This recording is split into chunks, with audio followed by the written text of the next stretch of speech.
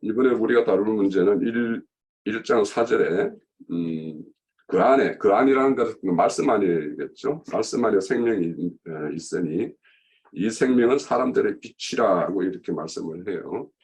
그러면 생명과 빛을 연계시키고 그러면은 사망은 어떤 어둠과 연계가 되겠죠. 그러면 창세기 1장의 첫째 날에 우리 빛이 있으라 하는 말씀이 있어요. 이거와 함께 요 말씀을 우리가 한번 증거를 나누어 보죠. 사람에게 빛이라는 것이 어떤 것인가? 거기 보면 또 9절에 보면 참빛이라고 이렇게 기록하고 있어요. 그래서 각 사람에게 비추지만 세상 사람이 어둠이라 이것을 빛을 영접하지 않더라 이렇게 말씀도 이어집니다. 자, 빛에 대해서 우리가 좀 나눠보죠. 나름대로 좀 정리된 말씀을 먼저 드려볼게요. 그러면 또 이렇게 생각이 되시면 이렇게 증거를 주시면 됩니다. 우선 생명이라는 거는 우리 육의 생명은 그 사람이 호흡을 하고 뭐 숨을 쉬고 뭐 뭔가 먹고 마시고 이렇게 취하면 이렇게 육의 생명은 그 사람이 죽었는지 살았는지 금방 우리가 알 수가 있어요. 그죠? 그렇지만 우리 어떤 성경은 속생명을 이렇게 다루는 것이기 때문에 어떤 영과 혼이라는 것이 죽었는지 살았는지 이거는 우리가 알 수가 없어요. 그러면 여기에서 이제 영이 살았다, 영이 산 사람이다 하는 것은 이 빛이라는 것을 인식하는 사람이 되겠죠. 그러니까 주님이 주시는 이 말씀을 생명의 어떤 빛으로서 이렇게 인식하는 사람들은 아마 영이 살았다 이렇게 말을 할 수 있을 거예요. 그래서 우리가 속생명의 어떤 온전함 이런 것들을 우리가 추구하는데 창세기 1장에 보면 첫째 날에 빛이 있으라 했어요. 그죠? 그래서 빛이 있으니 그러니까 우리가 첫째 날이 하나님이 빛이 있으라 했기 때문에 첫째 날인가 빛이 있었기 때문에 첫째 날을 맞이하는 건가 이걸 우리가 한번 좀 생각을 해봐야 돼요. 그러니까 빛을 비추시는 하나님 입장에서는 첫째 날에 빛을 비췄어요. 그런데 우리가 그 첫째 날이 되는 것은 그 빛을 우리가 조명받아야지만이 우리에게 첫째 날이 시작이 되는 거예요. 그래서 이게 비추시는 그 빛의 근원 되신 분과 빛의 조명을 받는 사람의 입장이 다르죠. 그래서 우리는 그 빛을 인지하고 그 빛을 영접을 했을 때 우리는 첫째 날이 시작이 되는 거예요. 그래야지 그 다음 날부터 이제 둘째 날, 셋째 날이 진행이 되는 거예요. 그래서 우리 빛이라는 것을 그렇게 좀 이해를 가져야 될 필요가 있고, 그래서 우리가 하나님 앞에 산다라는 것, 그것이 이제 빛을 감지하고 그 빛을 영접했을 때 우리는 첫째 날로 영적인 생명의 어떤 빛이 우리에게 임했다 할 수 있고요. 그래서 이제 가끔 우리가 말씀 중에 보면 주님이 나는 길이요 진리요 생명이다 이런 말씀도 해요. 그러면 여기서 나는이라고 할 때 인자 예수의 어떤 말씀이겠지만 이거는 빛의 말씀이 우리는 그분을 지금은 현재 우리는 2000년 후를 살고 있기 때문에 지금 우리는 그분이 빛의 말씀으로 우리에게 오셨죠. 그래서 우리는 그분을 그러니까 나는 할 때 우리는 빛의 말씀을 이렇게 길로 삼아야 되고 빛의 말씀을 진리로 삼아야 되고 빛의 말씀을 생명으로 이렇게 취해야 될 겁니다. 그래서 이렇게 빛이라고 하면 진리의 말씀, 진리의 존재를 영접하는 것 이런 것과 이제 관련을 시켜서 우리가 말할 수 있을 것인데 요한복음을 잘 봤으니까 요한복음 3장에 가보죠. 3장 21절에 보면 이 빛과 진리를 연계시켜 가지고 말씀을 해요. 3장 21절에 보면 진리를 따르는 자는 빛으로 오나니 이는 그 행위가 하나님 앞에 행한 것임을 나타내려 함이라 이렇게 말을 해요. 그러니까 진리와 빛을 이렇게 연계시켜요. 그리고 이제 요한복음 8장 12절에도 가면 나는 세상의 빛이니 나를 따르는 자는 어둠에 다니지 아니하고 생명의 빛을 얻으리라 이렇게 말씀을 해요. 그러니까 빛과 진리, 빛과 생명 이렇게 연계가 되죠. 그리고 이제 그 진리와 생명과 빛을 이렇게 연계시키는 말씀은 요거는 이제 한번 찾아보세요. 메모를 해놨다가 시편 36편 9절, 시편 36편 9절, 시편 43편 3절 요 말씀을 찾아보면 주의 빛과 주의 진리와 이것이 또 생명과 이렇게 연계되는 말씀으로 우리에게 증거를 하고 있어요. 그래서 빛이라는 것을 우리는 그 생명을 여기에서 왜 생명을 사람의 빛이라고 이렇게 말씀을 하는가 하는 것을 우리는 이것을 진리와 이렇게 연계시켜서 우리가 좀 이해를 가지면 좋겠다 그렇게 생각을 합니다. 자. 보면 요한 1서 1장 5절부터 보면 하나님은 빛이시니가 나오니까 굳이 설명보다 이거를 짧으니까 읽어보면 어떨까 싶어요. 그래서 제가 읽어보겠습니다.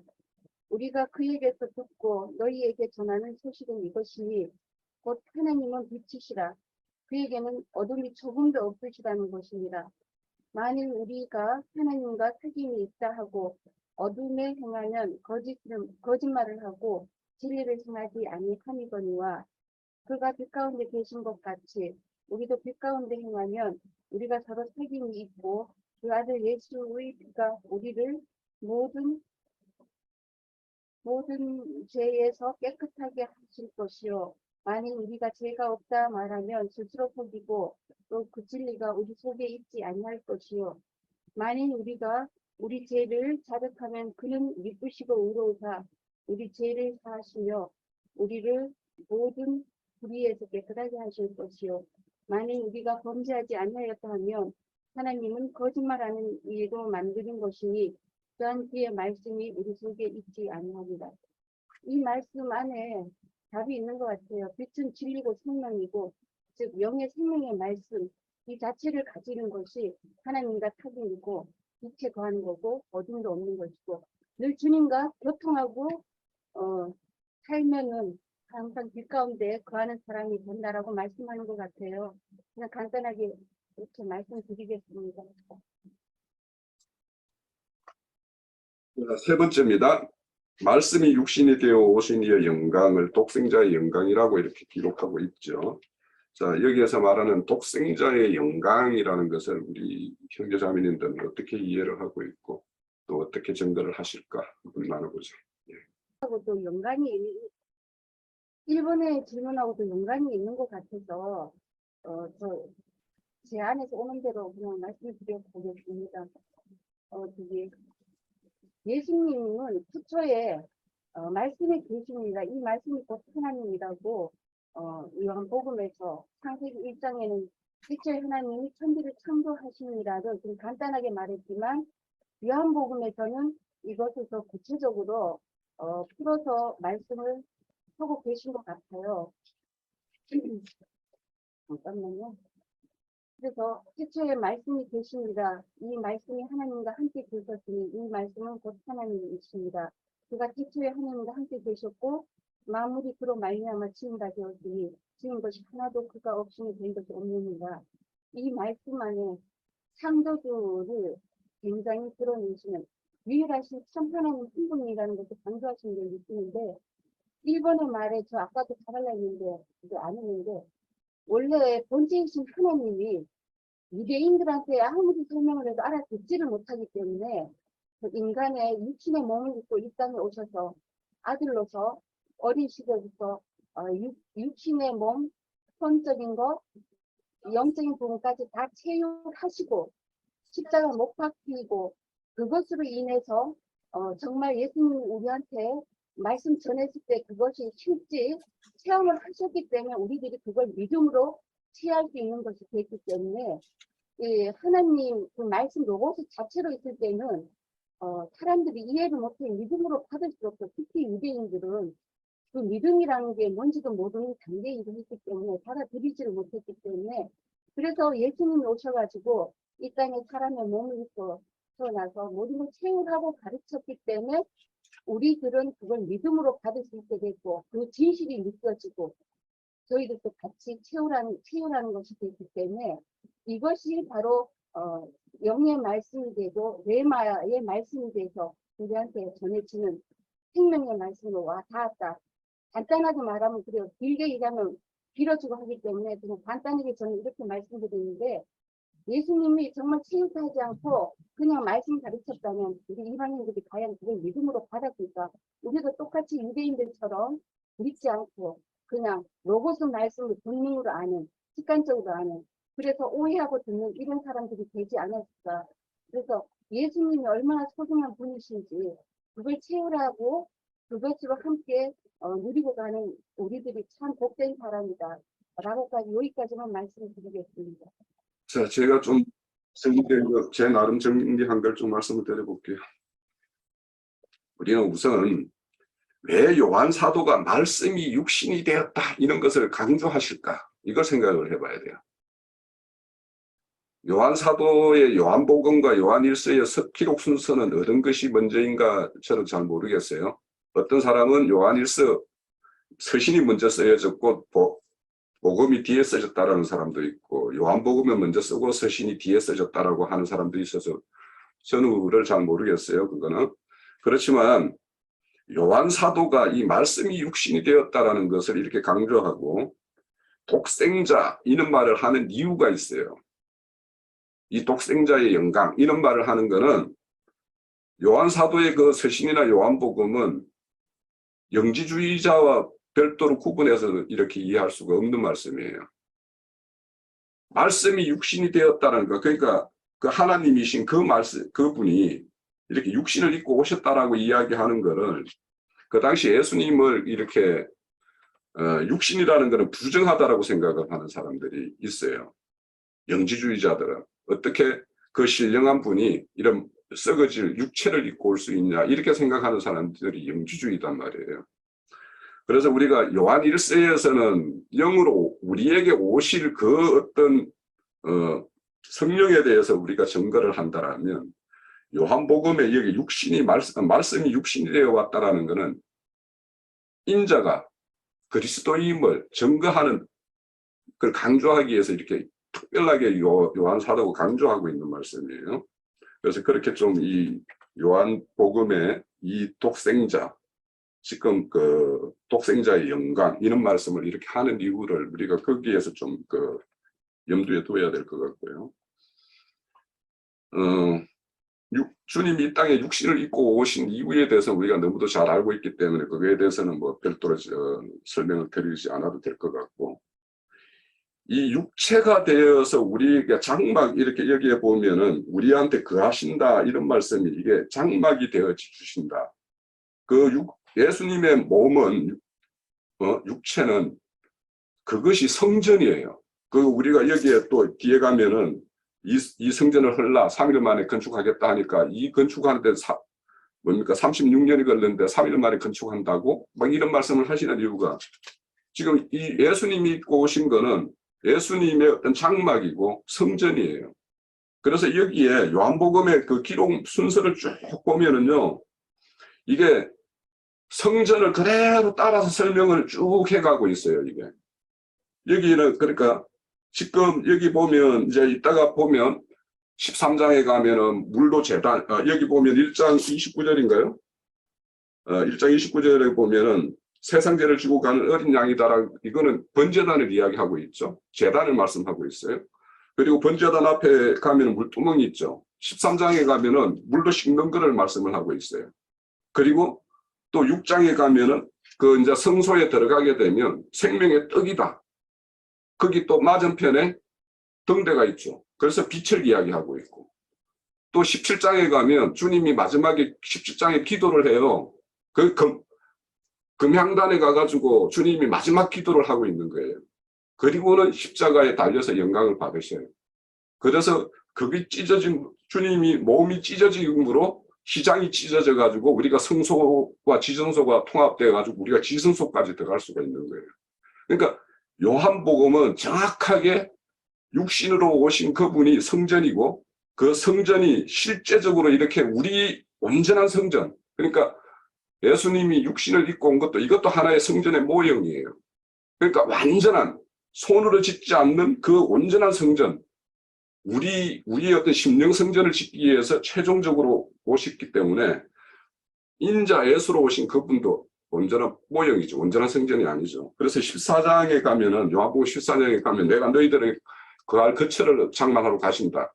그 거처가 그분이 우리를 거처 삼아서 오시는 이것이 그분이 말하는 거처예요.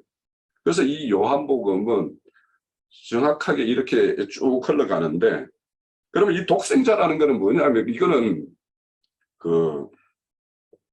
헬라어를 찾아보면요, 유일하다는 뜻이에요. 그러니까 말씀이 육체를 입고 왔는데 그분은 유일하신 분이라는 거예요. 둘도 있을 수 없는 거예요. 그러니까 사도행전에 가면은 내가 구원받을 이름, 다른 이름을 준 적이 없다라고 말씀하시는 것도 이 독생자의 영광과 같은 거예요.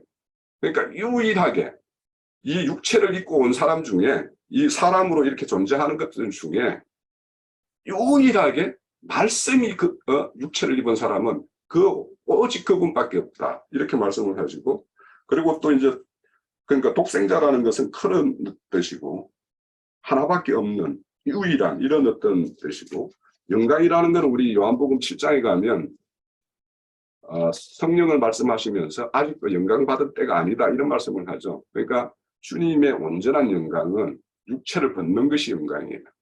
그리고 다시 사는 것이 온전한 영광이에요. 그래서 우리 독생자의 어떤 영광이라는 것은 이런 어떤 온전한 말씀이 육신이 되어서 영원부터 영원까지 계획하신 모든 그 하나님의 뜻을 성취하기 위해서 유일하게 오셨고 유일하게 이룰 수 있는 분이고, 그래서 우리는 그분을 유일하게 우리의 구원주로 삼는 것입니다. 그러니까 다른 사람이 구원주가 있을 수가 없는 것이 독생자의 영광이에요. 저는 그렇게 이해를 하고 있습니다. 여기 지금 홍영재가 성전의 그 표상, 실체적인 표상으로 인자 예수가 왔다. 육의 몸을 입은 상태가 그게 성전의 실제적인 표상이다라는 말을 모형이라고 자꾸 그래서 오해할까봐, 모형적인 것은 사람의 손으로 지었던 구약에 있는 성막이나 솔로몬 성전이나 이런 것 등을, 그것은 앞으로 오실 그 실체, 성전의 참 성전, 예수에 대한 모형이다 이렇게 말을 하는 거고, 예수님은 구약에 사람의 손으로 이렇게 모세를 통해서 계시받은 대로 그게 이제 지은 거고, 그것은 사람의 손으로 지은 이것은 모형이다 이렇게 말을 해야 되는 거고, 예수님은 나타난 표적이다, 표상이다. 이제 그런데 예수는 독생자이기 때문에 지금 설명한 것처럼 유일한 무죄자다 이 말이에요. 하나님 자신만이 거룩하고 이런 분이니까. 성전은 하나님이 거하는 초소를 말하는 건데, 유일하게 인자 예수 그분에게나 살아계신 로고스 말씀이신 하나님이 인자 예수에게나 거할 수 있었었다. 죄인들에게는 거룩하고 의로운 그분이 거할 수가 없었었다. 그런 말인 거고, 이제 더 확대된 더 크고 온전한 천장막이라는 설명이 이제 히브리서에 나오는데, 그러면 그것은 교회를 말하는 거란 말이죠. 믿는 성도들 전체를 주합하여진 그런 성도들의 모임을 이제 성전이라고 표현을 한 거예요. 그것은 확대된 완성된 성전이죠. 그러니까 예수님은 표상이다, 성전에 대한 표상이다라고 말을 해야지 모형이라고 말하면 안 된다는 거예요. 구약의 성막이나 성전은 오실 메시아 예수님에 대한 모형이다 이렇게 말을 하는 거고. 예, 잘 이해하셨죠? 그러니까 예수님의 어떤 육신으로 오신 것도 그것도 벗어야지 온전한 것이 이루어지는 것이기 때문에 이제 표상이고 표적이라고 말씀하시는 거예요. 그게 완성체가 아니에요. 그러니까 그거를 그렇게 이해를 하시면 될 것 같고, 자, 요 부분에 대해서 더 이렇게 추가 말씀 없으시면 넘어갈게요. 자, 네 번째 문제인데요. 모세로 말미암아 주어진 율법과 예수 그리스도 말미암아 온 은혜와 진리의 차이를 우리 이제 아마 강론도 많이 들었고 또 아마 증거도 하고 있을 것 같은데, 요거에 대해서 어떤 이해를 가지고 있고 또 앞으로 우리가 복음을 증거할 때 어떻게 증거할 것인가, 요거에 대해서 한번 나눠보시죠. 우선 율법이 오지 않고 은혜와 진리가 올 수 있는가, 이걸 먼저 생각을 해봐야 돼요. 그러니까 우리는 이 율법이라는 거에 대해서 율법을 계속 주장하는 자에 대해서는 우리가 얼마든지 논박을 하고 해야 되겠지만 율법 자체를 부정은 하면 안 돼요. 율법 자체가 오지 않고는 진리와 복음이 올 수가 없어요. 진리와 복음을 알 수도 없어요. 우리는. 자, 그러면 율법이 주어진 것이 대표적으로 시내산에서 이제 모세가 하나님의 산에 올라가서 이제 이렇게 받아왔어요. 그러면 이게 왜 주어졌는가? 이거는 만약에 이스라엘 백성들이 출애굽해서 하나님 말씀을 잘 이렇게 순종하고 이끌린 대로 이렇게 잘 이끌었으면 율법이 주어지지 않았겠죠. 그런데 그렇지 못했기 때문에 율법이 주어졌어요. 그러면 출애굽시킨 하나님의 어떤 은혜나 이런 거에 대해서 감사를 모르고 불평과 불만을 내놓는 것에 비롯되어서 이제 율법이 주어졌어요. 그러니까 그것이 하나님 입장에서는 그렇게 불평과 불만을 갖는 것은 죄이지만 율법이 그들에게 주어지기 전에는 그것이 죄가 아니에요. 왜냐하면 법이 기준, 표준, 라인을 가지고 있지 못하기 때문에 거기에서 벗어났는지 그 안에 드는지 이거를 이스라엘 자체가 알 수가 없죠. 그러니까 우리가 인간적으로 가지고 있는 상식으로 보면 불평과 불만을 하는 거는 좋지 못한 거니까 그거는 죄야 이렇게 이야기할 수도 있을지 모르겠지만 그거는 우리 인간의 상식으로 말하는 것이고 이렇게 하나님이 이렇게 모세를 통해서 이스라엘 백성들에게 율법이 주어진 것은 그들이 이렇게 벗어나 있지만 벗어나 있는지를 모르기 때문에 기준 라인을 준 거예요. 그러니까 우리가 어디 가서 범죄 현장에 가면 폴리스 라인을 치죠. 더 이상 거기에 접근하지 말으라고. 그런 거와 매우 마찬가지로 라인을 딱 준 거예요. 율법이라는 것은. 그래서 죄라는 게 뭐예요? 타겟에서 벗어났다라는 거, 목표 지점에서 벗어났다라는 걸 죄라고 이야기하는 거 아니에요. 그러니까 이 규진이 없으면 죄가 뭔지 알 수가 없어요. 그러니까 죄를 모르면 무엇이 은혜고 무엇이 참이고 뭐가 거짓인지 이런 걸 알 수가 없어요. 그렇기 때문에 우리는 이제 모세로 인해서 온 어떤 율법의 어떤 그 순수한 하나님의 선하고 기쁜 뜻을 우리는 먼저 좀 알 필요가 있고요. 자, 그래서 이제 율법은 이렇게 주어졌지만 그 율법이라는 것은 그 누구를 위해서 줬냐? 모세를 위해서도 줬고 모세의 인도를 받는 이스라엘 백성에게도 주어졌어요. 그러니까 모세가 그 출애굽한 그 품내기들을 이끌어갈 때 품내기들이 무엇이 자기들이 이렇게 하면 이것이 하나님의 어떤 말씀에 어떤 따르는 것이고 어떤 것이 벗어나는 것인지를 몰라요. 그래서 모세에게도 뭔가 그들을 다스릴 때 하나님의 법이 있기 때문에 법에 벗어난 것에 대해서는 우리가 치리하고 통제를 할 수도 있고 하지만 그 기준이 없으면 모세가 일방적으로 이거는 나쁜 거야, 이거는 옳은 거야 이렇게 하게 되면 거기는 하나님의 통치가 아니라 인간의 통치가 되기 때문에 율법이 이제 모세를 위해서도 주어진 거고 이스라엘을 위해서도 주어진 거예요. 그러면 이제 우리가 그 바울 사도가 율법은 모두를 이렇게 죄 가두기한 것이다 이렇게 말씀을 하고 있죠. 그래서 뭐냐? 율법이라는 것은 결국에는 하나님의 법을 온전히 이룰 수 있는 인간의 육체는 없다라는 거예요. 그러면 다 거기에서 벗어나 있어요. 그러면 죄의 싹은 사망이에요. 죽을 수밖에 없어요. 그런데 살 길을 열어주시기 위해서 그분이 은혜와 진리의 말씀으로 우리에게 오신 거예요.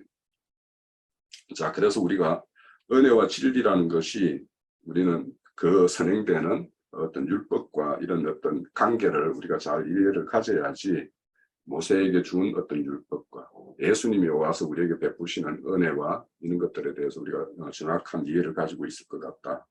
그래서 이런 불의한 이스라엘을 이런 어떤 법을 주면서 또 살 길을 다시 이렇게 열어주기 위해서 어떤 은혜와 진리로서 이렇게 찾아오신 것은 다 아브라함과 이삭과 야곱과 다윗과 이런 언약을 맺었기 때문에 그 언약에 의해서 이렇게 오신 것이다. 이렇게 우리가 증거를 하면 어떨까 싶습니다. 우선 이 문제는 율법의 양면성을 이제 꼭 지적을 해야 되는데 모든 아담 이후의 사람에게는 마음에 새긴 율법이 맨 먼저 다 주어져 있어요. 선악을 알게 하는 나무를 먼저 먹어야 되는 게 그거예요. 그게 마음에 하나님의 법을 새겨주는 것이거든요. 그런데 마음에 새겨준 율법을 유대인들은 조문의 율법으로 더 받았단 말이야. 왜 마음에 새긴 율법 외에 더 받았는가? 이것은 자꾸 마음에 새긴 율법이 있음에도 불구하고 범법을 자꾸 했으니까 이것을 지금 우리 홍영재 얘기한 것처럼 포인트 라인을 이렇게 쳐주는 거예요. 여기 넘어가면 안 된다. 이제 그것이 출애굽기 19장에 보면은 그 산 하나님의 거룩하심과 하나님의 영광이 임재한 그 앞에 산 아래에 있는 백성들에게 어떤 라인을 쭉 쳐놓고서는 절대 범하지를 못하게 만드는 거예요. 그것은 아직 너희가 죄인이기 때문에 거룩한 나를 보면 너희가 죽기 때문이다라는 거예요. 이게 이스라엘 백성들을 하나님은 죽이고 싶지 않은 거예요. 그래서 못 넘어오게 한 거예요. 그게 하나님의 영광을 범하지 말라는 어떤 라인을 쭉 쳐놓는데 그것이 모세를 통해서 주신 율법이에요. 그런데 모세의 율법을 크게 오해해서 유대인의 율법으로 이것은 이제 오남용된 율법이죠. 변질된 율법이에요. 원래 모세의 율법 속에 그 율법이 말하고자 하는 모든 것은 그리스도를 말하는 거예요. 율법의 내용이라는 게 실제로는 그리스도거든. 그런데 오용되어진 율법, 유대인들만의 선민사상과 우리에게만 말씀이 주어주셨다라고 하는 이런 관념이라는 것은 거기에서부터 유대인 이방인이 갈라지는 이제 그런 것이 나오는데 하나님은 모든 사람에게 마음에 새긴 율법을 기본적으로 다 주셨다 이게요. 하나님이 어떤 분인지를 그분의 거룩하심과 그분의 완전성에 대해서 죄인은 그분을 함부로 이게 범할 수 없다라는 것을 마음에 다 주신 거예요. 마음에 새긴 율법이라 그래요. 그런데 이 마음에 새긴 율법을 가지고 자신들이 가지고 있는 율법을 더 위에다 놓는 거예요. 추가된 율법인데 그것은 마음에 새긴 율법이 있어도 자꾸 범법을 하니까 그것을 명확하게 여기부터는 이것은 죄라는 것이다. 이것을 넘어서지 말아라 라고 해놓은 건데 유대인들은 자기네들만 특별히 하나님의 말씀을 받았다, 율법을 받았다 해가지고 자신들은 선민이고 이방인들은 개돼지다 이렇게 했는데 하나님은 그것이 아니다라는 걸 예수님이 오셔서 그걸 자꾸 가르치시는 거거든. 인간은 다 유대인이나 이방인이나 다 죄인일 뿐이다. 그러니까 그리스도의 은혜와 진리가 없으면 너희가 지금 알고 있는 너희가 지키고 있는 율법 행위로 내 앞에 올 육체가 없다라는 거다라는 것을 예수님이 지금 설명하러 오신 거거든. 이게 그 문제를 구분을 잘했으면 좋겠어요. 율법은 마음에 새긴 율법이 기본이에요. 그런데 그 외에 유대인들에게는 조문의 율법에 시내산 율법을 더해준 거단 말이에요. 그것은 왜? 마음에 새긴 율법이 있어도 자꾸 범법을 하니까. 그래서 이렇게 라인을 더 강화시켜 준 것이에요. 그렇게 이해를 하시면 됩니다. 그게 그 갈라디아서 3장 19절에 나오는 말이에요. 그건 내가 찾아서 읽을게요. 지금 내가 설명한 말을 좀 잘들 모두가 이해를 하고 계셔야 되겠어요. 이방인들도 다 율법을 가지고 있었어요. 모든 인간은 율법이 없는 인간이 없어요. 율법이 없으면 하나님이 율법 자체가 하나님인데 하나님과 상관없는 인간이 어디가 있겠어요. 3장 그게 19절이고 그런즉 율법은 무엇이냐? 예수님이 먼저 하신 말씀도 있어요. 내가 율법을 폐하러 온 것이 아니다. 너희가 율법을 오남용하기 때문에 완전히 하라고 온 거다. 유대인들 보고 그 말씀을 하신 배경이란 말이에요. 그게 율법을 저희가 받았는데 유대인들은 율법을 운함용하고 있었거든. 그러니까 너희가 훼손시킨 율법의 본래의 의도, 목적 이런 것을 내가 완전히 하러 왔다. 이것을 지금 예수님이 설명하신 말이잖아요. 그런즉 율법은 무엇이냐? 범법함으로 더하여진 것이다. 그랬어요. 천사들을 통하여 한 중보자의 손으로 베푸신 것인데 약속하신 자손이 오시기까지 있을 것이다. 그랬어요. 예, 율법은 모든 범죄자들에게는 반드시 율법이 제재를 가해야 되는 거예요. 율법이 없으면 죄를 무한 범하고도 아까 우리 홍영재가 설명을 아주 잘하던데 율법이 없으면은 죄가 죄로 확증될 수가 없는 것이잖아요. 어떤 한계를 딱 정해 이것은 잘못이고 이렇게 하는 것, 즉 완전한 말씀인 법이신 하나님을 경외하는 법을 가르치는 것이 율법의 목적이거든. 그런데 유대인들이 이것을 운함용을 한 거예요. 그렇기 때문에 예수님이 오셔서 율법을 다시 회복해서 완전하게 하시는 거예요. 율법이라는 건 전부 예수님을 설명하는 거거든. 말씀이라는 것이 뭐냐? 하나님은 어떤 분이며 누구인가? 그리스도는 누구인가를 설명하는 것이 말씀이고 율법인 거거든. 아까 호로고스와 레마 이것도 이제 대비 시작부터 그러던데 지금 하는 말을 잘 이해를 하시기를 바라요. 모든 하나님의 말씀은 하나님이 누군가를 설명해 주는 거예요. 그게 목적이에요. 그렇게 이해하시면 되겠어요.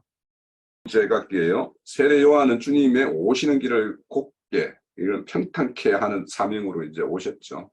그럼 세례 요한이 곱게 한 것이 무엇인가? 구체적으로 그가 곱게 한다라는 의미와 그 실제가 무엇인가? 이거에 대해서 한번 좀 나눠봅시다. 평탄케 한다라는 거는 우리 길을 이렇게 토목을 하는 사람이니까 길을 닦는 게 제 전공입니다. 그래서 이 길을 내려면 뭔가 이 낮은 데는 돋아야 되고 높은 것은 깎아야 되죠. 그래야지 이게 길이 평탄해져요. 그러면 주님이 오셨을 때 그 사회를 한번 보세요. 그리고 오늘날도 한번 보시면 항상 그 기득권 세력이 있고 또 그들로부터 배척당해서 뭔가 있는 사람들이 있어요. 그럼 배척당한 사람들은 상대적으로 패배의식에 젖어 있을 수도 있어요. 그리고 또 이제 우쭐하는 사람도 있을 것이고. 그러면 주님이 오시는 길을 평탄케 하려면은 그 당시에 우쭐하는 사람들이 너가 우쭐할 거 하나도 없다라는 걸 증거를 해야 돼요. 그것이 이제 세례 요한이 할 일이에요. 그러면 지금 그 당시에 우쭐하는 자들이 누군가 그 예루살렘 성전을 지키고 있고 거기에서 자기들이 지도자다라고 자칭 그런 자들이 이제 우쭐하는 자들이죠. 그러면 상대적으로 우리 이제 그 예루살렘과 이렇게 대비해서 베다니를 이제 많이 이야기하죠. 그럼 베다니에 있는 사람들은 의기소침할 수밖에 없어요. 그럼 그들에게는 하나님은 어떤 분이신가? 즉 애모로 취하는 분인가? 아니면 상한 심령을 가지고 있는 사람들을 찾으시는 건가? 그러니까 의인을 찾아오시는 건가? 죄인을 찾아오시는 건가?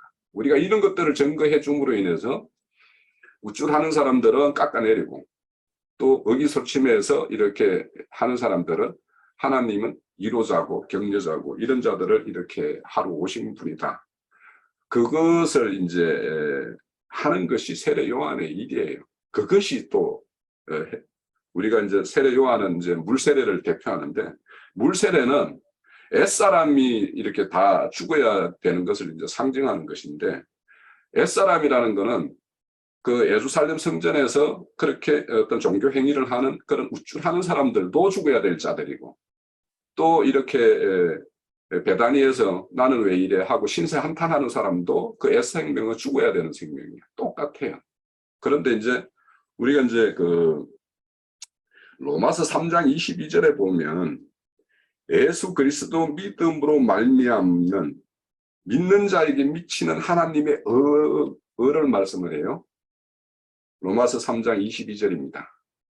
그러면 예수 그리스도를 믿는 사람 그들 안에서 하나님의 의는 그 사람이 사회적으로 지위가 높든 부유하든 또 빈천하게 살든 그 사람들이 어렵다 함을 이렇게 하나님이 평가하는 것은 그 사람의 어떤 믿음에 따른 것이지 절대 그들의 어떤 사회적인 이치나 이런 것이 아니다라는 것을 우리가 이제 알잖아요. 그래서 이런 것들을 점거하는 것이 결국에는 이제 세례 요한의 어떤 일이었고, 우리도 지금 주님이 오시는 길을 이렇게 각 사람에게 이렇게 평탄케 해야 될 일이 있는데, 그럴 때는 뭔가 믿는다고 하고 서로를 자부하고 교회의 어떤 직분, 뭐 장로 직분이다 뭔 직분을 이렇게 주장하는 사람들에게 우리도 증거할 내용들이 이런 것들이에요.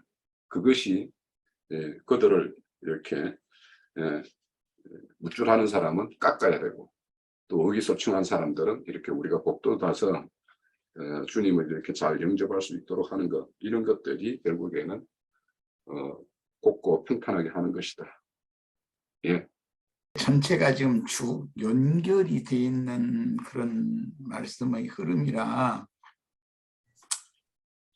주님의 오시는 길을 예비를 한다라는 것은 처음에 말씀을 홍 형제가 아까 인용한 것처럼 높은 것은 깎아야 되고 너무 낮춰진 것은 또 이렇게 올려야만, 보두어야만 길이 평탄케 되는 거예요. 주님은 나는 유대인의 관념으로 나는 의인이고 너는 죄인이다. 그래서 그런 관념, 나는 의인이다 할 때는 너무 높아져 있는 것이 교만해져 있는 것이거든요. 그런데 이제 유대인의 율법으로 정죄받은 세리나 창기나 뭐든 눈둥이 뭐 이런 사람들은 하나님 앞에도 버림받았고 인간들에게도 버림을 배척을 받은 그런 입장이잖아요. 너무 낮춰져 있는 거예요. 그런 사람들은 또 보도돼야 되거든요. 그래서 주의 길을 준비한다라는 것은 이사야 선지자가 제일 이 말씀을 많이 했기 때문에 내가 성경을 좀 몇 절 찾아서 읽고 요한의 얘기, 이제 요한의 불침례의 의미와 그 목적, 뭐 그거는 우리가 지난번에 그 침례교단 목사와 대화를 내가 많이 하면서 의도적으로 내가 많은 나를 이끌어 갔어요. 그건 뭐 형제 자매님들한테 도움을 주려고 그런 것이지 그 사람 뭐 다 주려고 그런 것이 아니에요. 그런다 해서 그 사람 저 생각을 바꾸고 그럴 사람들도 아니에요. 자, 이건 이제 연결을 좀 해보겠습니다. 우선 이사야서 40장을 다 같이 펴셔서 3절로 11절을 보겠습니다.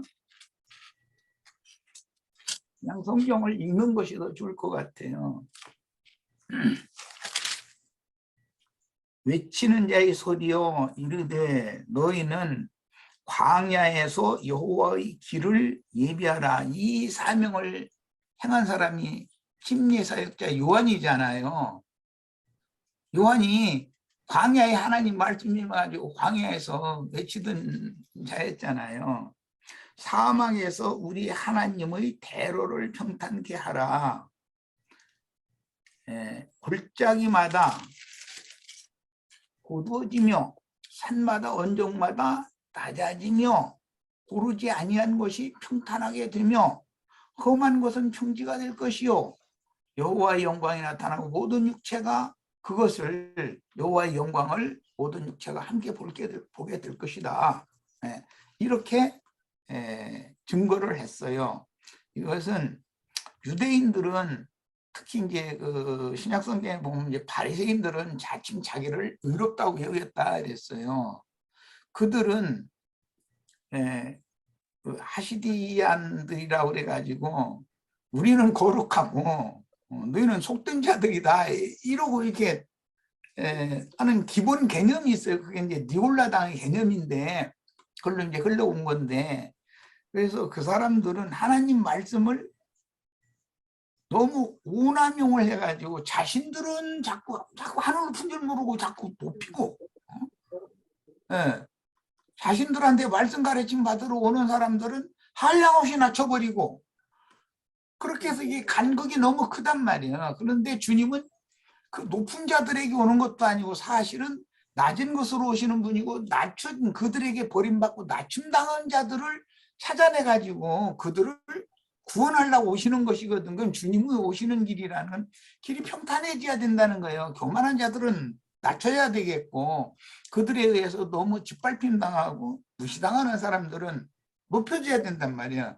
그래서 길을 평탄케 하셔야 주님이 그 길로 오신다. 지금 이 말이에요. 자, 요한의 세례라는 것은 주님이 회개한 죄인들에게 오실 수 있는 길을 준비하는 거예요. 이게 요한의 침례라는 건 목적이 뭐냐면 높아져 있는 자들 낮춰져 가지고 주님께로 가야 되고 그들에 의해서 사람에게 의해서 낮춰진 것을 하나님에 의해서도 낮춰진 걸로 잘못 알고 있는데 하나님은 인간을 사람을 외모로 보고 판단해서 누구는 높은 자, 누구는 낮은 자 이렇게 보는 분이 아니다.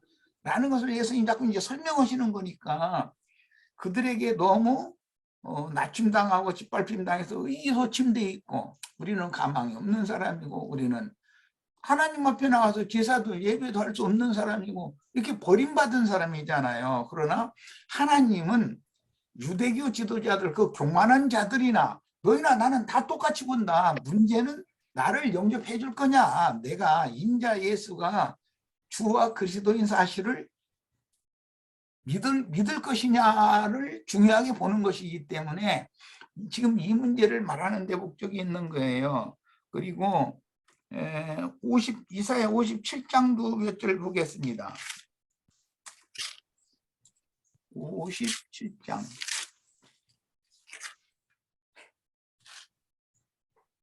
11절 13절 읽을 겁니다.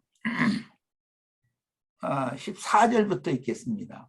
그가 말하기를 도두고 길을 수축하여 내 백성의 길에서 거치는 것을 제하여 버리라 하리라.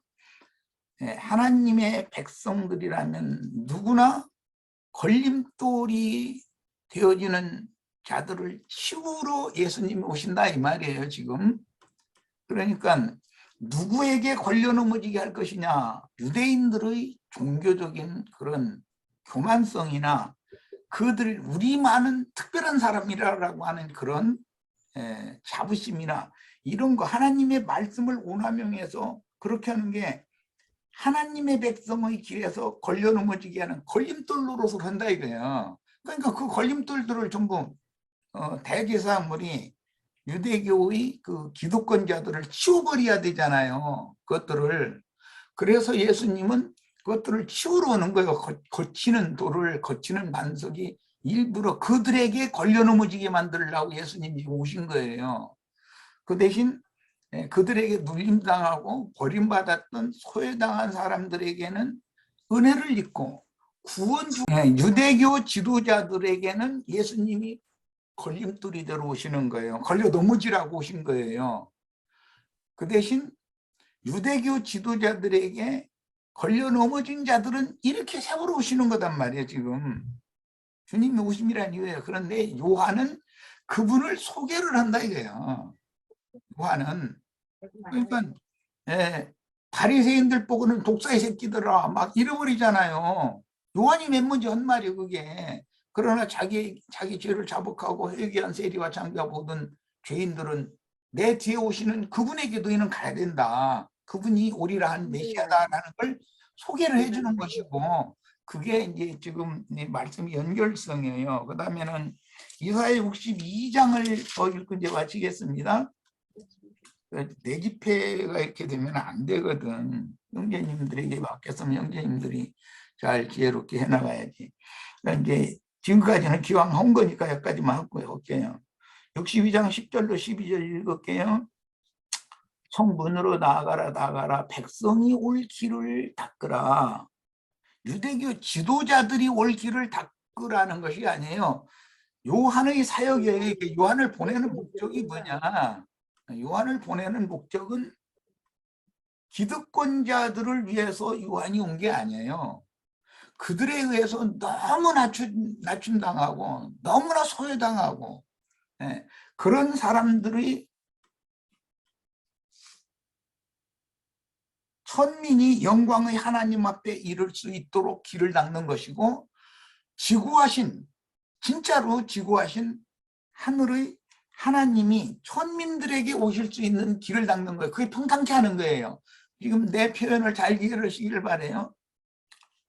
요한을 보내서 예수님이 내 뒤에 오시는 그분만이 메시아다, 그리스도다라고 소개를 하게 하려고 요한을 보냈는데, 그 사명이 뭐냐? 백성이 영광의 하나님께 올 수 있는 길을 수축, 이건 높이는 거예요. 세워주는 거예요. 그리고 돌을 제하라고 그랬어요. 그럼 돌이라는 게 뭐냐? 유대인들이, 기득권자들이 오남용하고 있는 율법이란 말이야. 그 율법에 의해서 이뤄진 양들이 눈물 흘리고 하나님 앞에 나가지도 못하고 이런 소름을 당하기 때문에 하는 말이에요. 그게 그들의 넘어지게 하는, 불법을 행하는 것과 모든 넘어지게 하는 것들이 신약에도 있어요. 이제 신약 성경에도 그것들을 전부 걷어내가지고 불살라버린다 그랬는데, 구약 시대에도 이게 문제다 이거예요. 그래서 큰 길을 수축하고 수축하라, 돌을 제하라, 만민을 위하여 기치를 들라 그랬어요. 만민을 위하라는 것은 기득권자들에게 눌림당하는 천민들을 지금 주로 염두에 두신 말씀이에요. 여호와께서 땅끝까지 선포하시되 너희는 딸 시온에게 이르라. 보라, 네 구원이 이르렀느니라. 유대교 지도자들이 구원이 이르는 게 아니고 만민에게 구원이 지금 이제 이르는 거예요. 보라, 상급이 그에게 있고 보응이 그 앞에 있느니라. 여기 그라는 건 예수님을 말하는 거고, 사람들이 너를 일컬어 거룩한 백성이라. 그러니까 그 자신들의 기득권을, 하나님의 율법을 오남용해서 자신들만을 위한, 자신들을 자꾸 하늘 높은 줄 모르고 높이고 세우는 데로만 오남용을 하는, 이것들을 전부 걸려 넘어지게 만드는 거예요. 예수님은 거치는 반석이 되는 거예요, 그들에게는. 그러나 구속받아야 되는 세리와 장교와 보던 죄인들, 그 사람들에게는 기초돌이 되고 모퉁이 돌이 되러 오시는 거예요. 예수님은. 예, 그 예수님을 소개를 하는 사람이 요한의 사역이다, 그런 말이에요. 이렇게 이해하시면 되겠습니다. 그러다 보니까, 그리고 보냄을 받았잖아요, 요한이. 근데 저도 솔직히 말하면 이 모임 가운데 제가 보냄을 받았어요. 예, 이 모임 시작한 지 얼마 안 됐을 때, 오래전에 내가 중집회 때 얘기를 한 적이 있는데, 우리 지체들은 그냥 이 지체 저 지체들이 말하니까 그냥 뭐 다음 주째 말하고 다음 주째 말하고 그냥 넘어갔는데, 오늘은 이제 부담이 생기네요. 그때 이제 침례 요한이 보냄 받고 이제 그런 얘기만 계속 들어왔는데, 지금 내 마음에서 너도 보냄을 받았는데 지금 나는 내 역할을 하지 못하고 있는 거에 대해서 알미 생긴 거예요, 지금. 저는 이거 우리 지체들 다 아는 얘기인데, 주님이 베드로에게 너는 나를 누구라 하냐 물으셨죠. 저는 그리스도지요 살아계신 하나님의 아들입니다 하니까, 바요나 시몬아 복이 있다, 내가 복이 있다, 이거 알게 하시겠냐, 하늘에 계신 하나님께서 알게 하신 거다 하면서, 내가 이 반석 위에 교회를 세우리니 음부의 권세가 이기지 못하리라, 그 말씀을 하셨어요. 근데 베드로에게 똑같은 질문을 저에게 한 적이 있어요. 너는 나를 누구라 하느냐? 그런데 내가 너무 놀랐어요. 이건 주님이 베드로에게 한 질문인데 왜 나에게 하시지? 그래갖고 막 당황해가지고 그냥 막 어떻게 할지 모르다가 갑자기 찬송가가 생각이 나갖고, 예수는 나의 힘이요 내 생명 되시니, 그게 생각나가지고, 주님은요 우리의 힘도 되시고요 생명도 되시고요, 또 이제 한마디 더 보태서 구원도 되시고요 그랬더니 주님이 내 안에서 나를 향하여 웃으시는 거예요. 너는 나를 그렇게 몰라가지고 어떻게 사람들에게 나를 소개하랴 막 이러시는 거예요. 그래갖고 너무 막 부끄럽고 창피도 하고 그래서 그때 우리 형제님은 이제 말씀 막 가르치기 시작한 때였었어요. 이게 가정 이렇게 모임을 가질 때였었어요. 모임장소 얻지 않고. 그래서 이제 내가 이제 겸손한 척 한 거죠, 사실은. 주님, 다른 지체들은 한두 마디 해도 알아들까 말까 하는데 나는 대여섯 마디 들어야 알까 한다. 단 사람들 한두 마디 해도 알아듣니 나는 대여섯 마디 들어야 이제 알까 싶다 하니까 주님이 딱 말씀하시기를.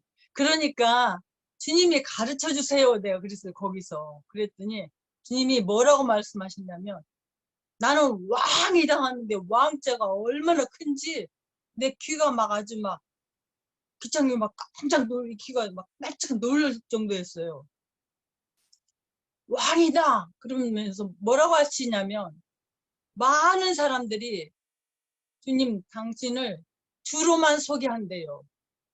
나의 왕됨은 말하지 않고 그래서 보니까 내가 보니까 성경에 주님은 만왕의 왕이시고 만주의 주라고 돼 있는데 나도 역시 그때 당시엔 전도도 많이 했었어요. 예배당에 다닐 때는. 근데 예수님은 그냥 우리를 구원해 주시는 구원의 주라고만 소개하지 왕이신 주님은 누구한테 말한 적이 없더라고요. 그러더니 주님이 말씀하심이 뭐냐면 나는 뭐 모든 높은 산들을 낮춘다 하는데 그런 저런 산이 아니고 높아진 마음들 낮춘다 이렇게 하시더라. 그게 해석이 오더라고요. 그러면서 나한테 또 질문하시는 거예요. 이 세상에서 왕의 명령을 어기고 살 자가 있냐 없냐 하시는 거예요. 그래서 이 세상 왕들을 생각하면서 왕의 명령을 어기고 누가 살겠어요. 그래서 살 자가 있냐 없냐 해서 없지요. 그랬더니 그렇다. 주님이 그러시면서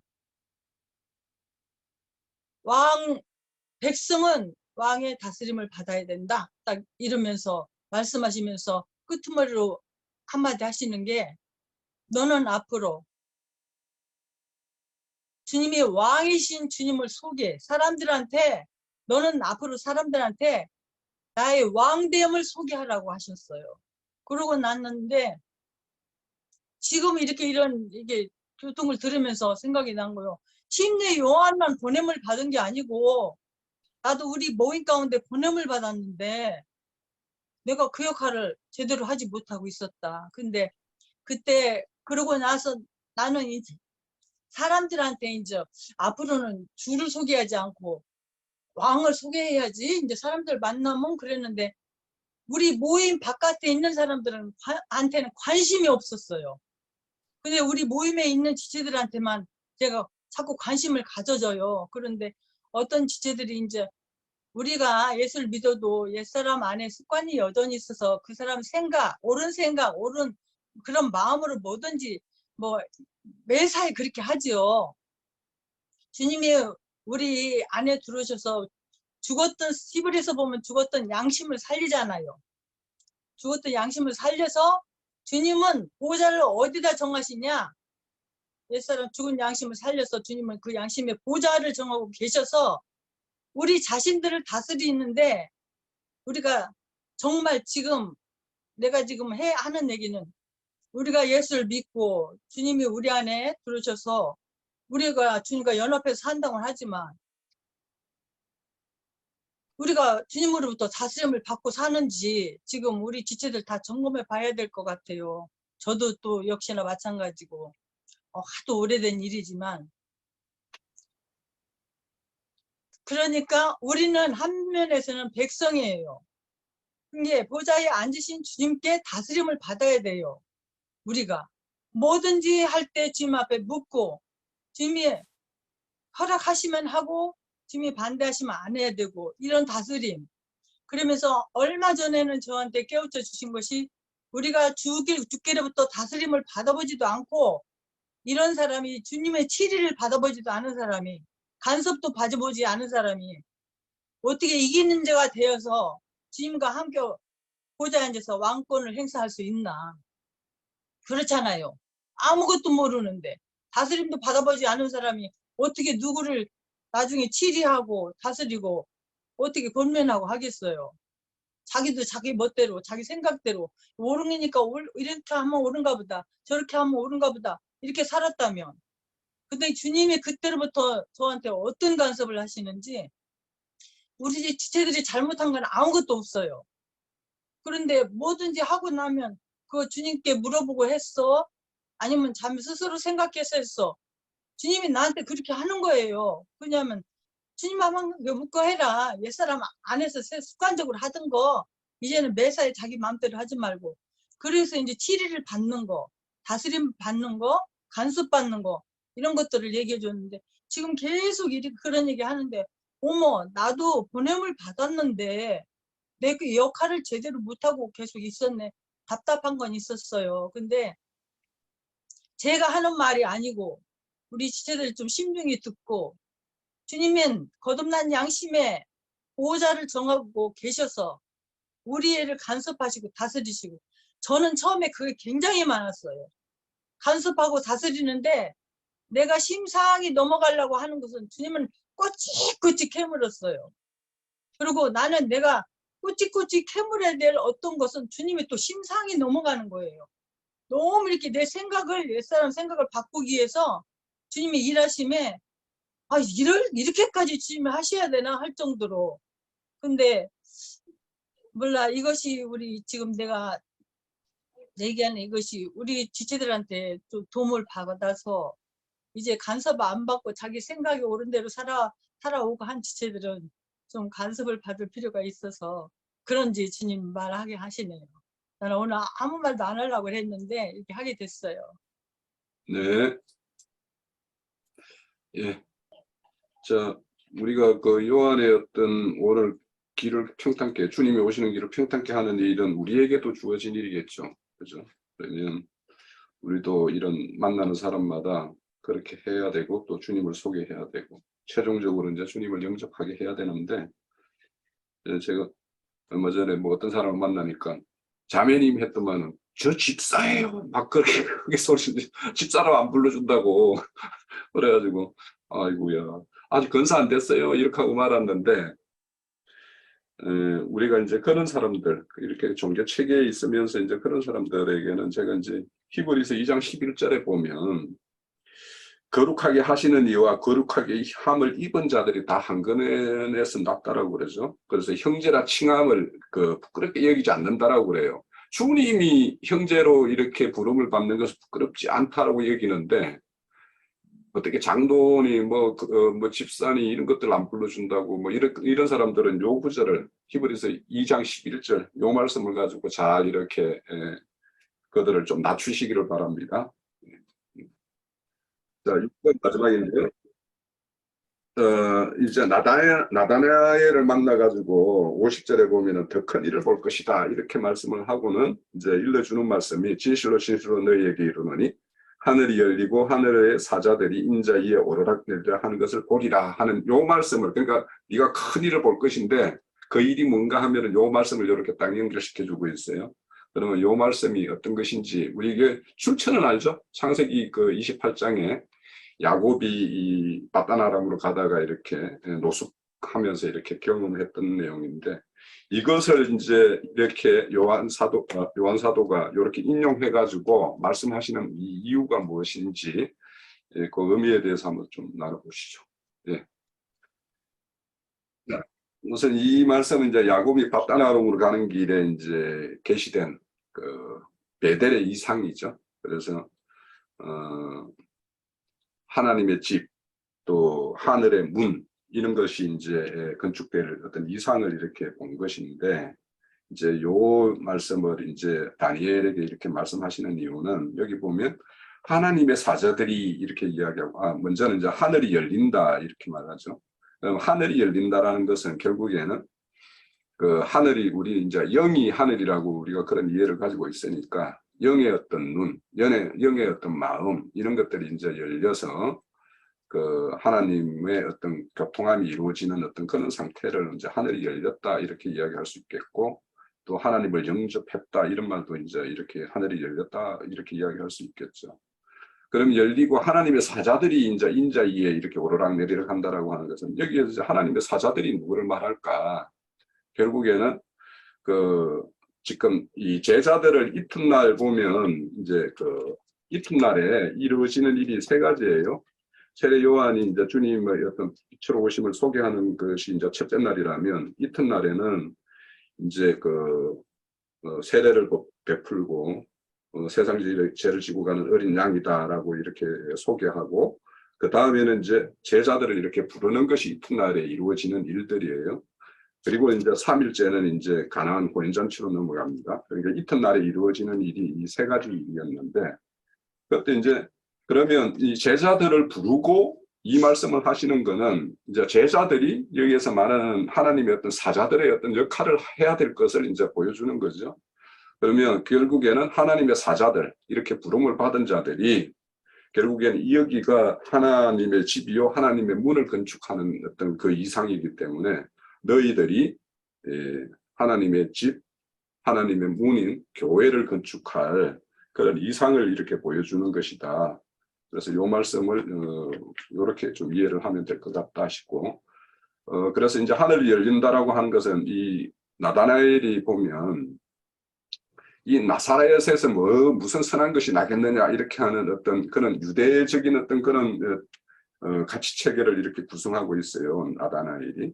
그래서 이제 이렇게 하늘이 열리면 이런 어떤 유대적인 가치관에서 이제 깨어져서 그리스도의 어떤 세계에 이렇게 보는 눈이 이렇게 열리게 되면 이런 어떤 이상, 야곱이 봤던 이상, 이 이상을 이렇게 실현하는 일에 쓰임받을 그런 제자들을 이렇게 부르는 이유와 목적을 이렇게 설명하는 것이다. 이렇게 저는 이해를 가지고 있습니다.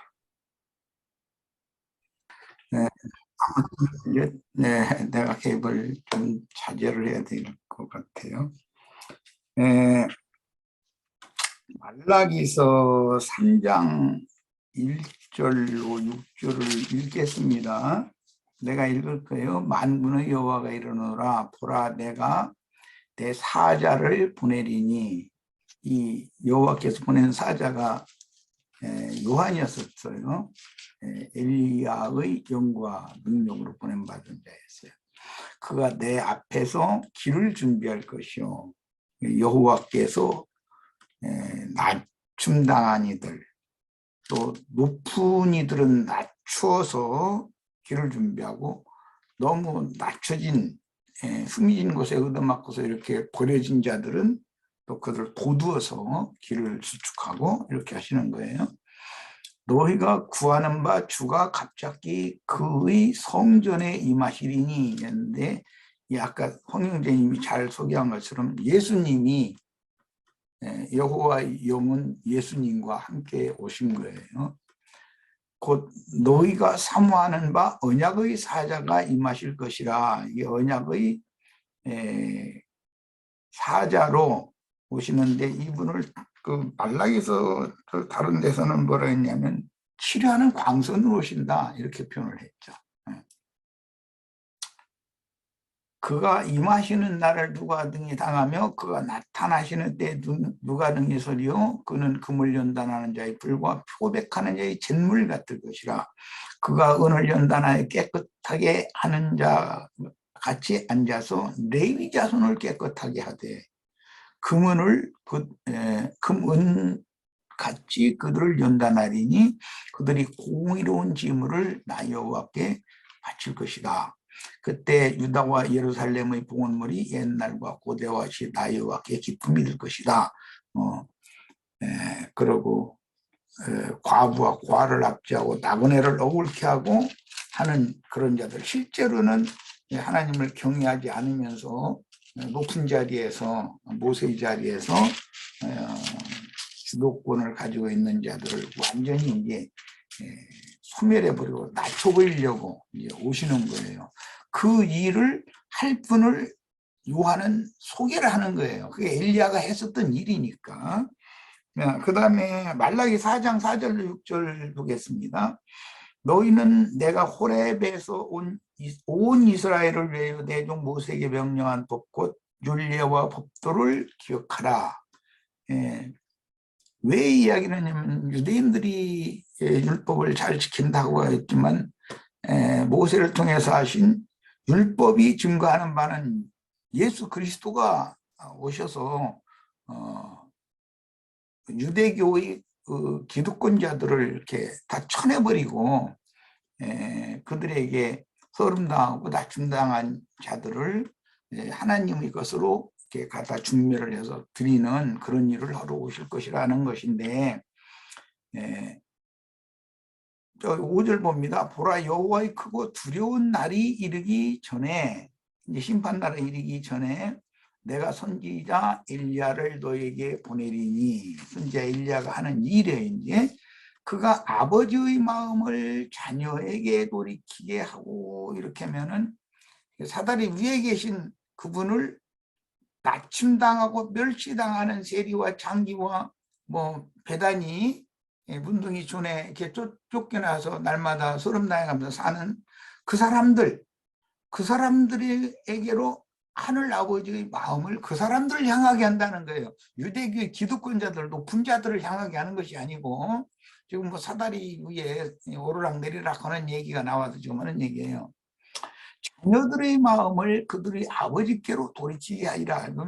낮춤당하고 낮은 곳에 있는 자들은 위에 계신 하나님께로 중멸을 하는 거고, 진짜로 높으신 그분을 낮고 천한 자들에게로 이끌어다가 그들을 위로하고 격려하고 그들을 세워주고 하는 일을 이제 주님이 오시면 그 일을 할 거라는 거예요. 그분을 소개하는 사명자가 요한이에요. 자, 이렇게 해서 마치도록 합시다. 네. 다음부터는 이제 내가 참여하지 않을게요. 너무 오늘은 내 집회처럼 참여하는 것 같아요. 예. 아닙니다. 그 참여하셔가지고 이렇게 좀 정리도 해주시고 이렇게 하면 빨리 진도도 나가고, 안 그러면 이게 시간이 많이 걸릴 수도 있어요. 그러니까 좀 참여하셔가지고 말씀도 주시면 짧게 말씀 주시면 좋죠. 자, 우리가 이제 그 요한복음 1장을 마쳤는데, 요한복음은 첫째 날, 둘째 날까지가 이제 마쳐졌어요. 그러면 첫째 날에 이제 빛이 있으라 하는 그 빛이 소개되었고, 둘째 날에는 이제 창세기 2장의 둘째 날에는 이 궁창 아래 윗물이 이렇게 나눠지죠. 지금 제자들을 부르는 것이 결국에는 궁창 위의 물로 부르는 거예요. 그러니까 유대교가 땅의 그런 물이라면, 주님의 어떤 세계, 그 세계로 이제 제자들을 이렇게 이튿날에 보면, 시몬과 베드로, 시몬 베드로와 안드레가 불렸고, 빌립과 이제 나다나엘이 이제 이렇게 부름을 받았어요. 그러면 이제 창세기 그 요한복음 2장은 이제 셋째 날, 그 보면 셋째 날 이렇게 되어 있죠. 그럼 셋째 날에 대해서 우리가 이제 그 수요일 날, 그 셋째 날과 그 이후 날 이렇게 해서 2장, 3장을 수요일 날 다루도록 그렇게 하겠습니다.